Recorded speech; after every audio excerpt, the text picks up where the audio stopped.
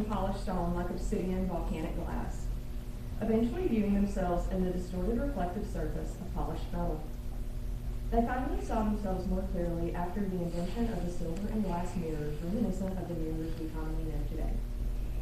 But nothing had ever let us see ourselves like the photograph. For the first time in human history, we were able to see ourselves from the outside, the way we appeared to the rest of the world. When you see a reflection in a mirrored surface, it doesn't show a full picture. It reverses our image. It will never allow you to see yourself as others do.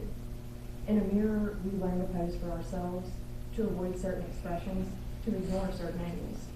And because we only ever see that version of ourselves, everything else, like seeing a candid photo taken by a friend, can feel like a shock, almost like seeing a stranger.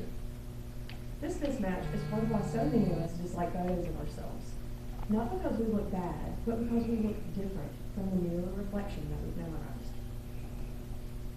But a photograph allows us to see ourselves from unfamiliar angles and perspectives. And when we learn to engage with this unfamiliar image intentionally, we can use photography not only to help determine what we look like, but to help us learn to love the way we look.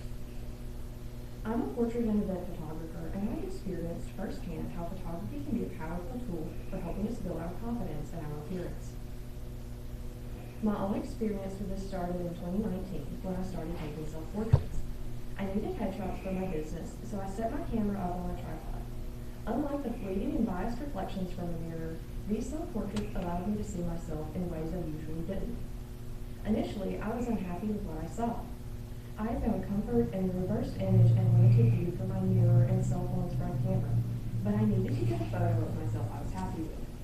I tried new poses and took more photos, and eventually, not only did I learn how to hold myself in a way that I knew would show off my favorite features, but I became comfortable with seeing features and angles that I initially disliked. Photo by photo, my unfamiliar appearance became familiar. Familiarity turned into comfort, and comfort turned into confidence. And I learned that my satisfaction with my appearance builds with familiarity, not trying to reach unattainable perfection. Psychologists have shown repeatedly that what we find attractive or comfortable is strongly connected to familiarity. This is known as the mirror exposure effect.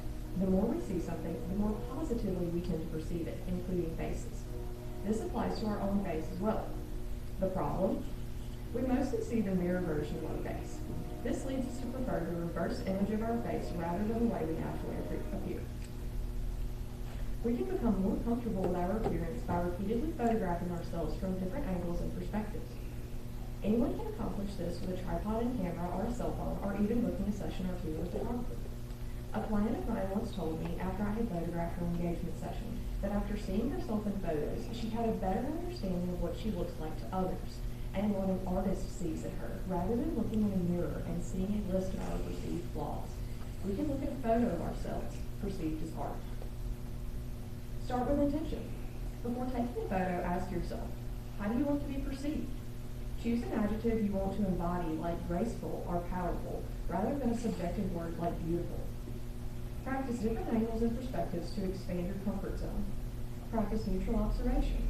Examine the photo the way a photographer would. Notice your posture in the pose and the way the light and shadows fall on you, rather than your perceived flaws. Finally, repeat the process. There will be photos you dislike, but view them as a necessary part of the learning process rather than evidence of your perceived flaws. When we use photography to implement the mirror exposure effect, we train our brain to recognize ourselves with kindness. We build familiarity, and with that familiarity comes confidence. With these techniques, we can use photography to create a narrative in which we love the way we look.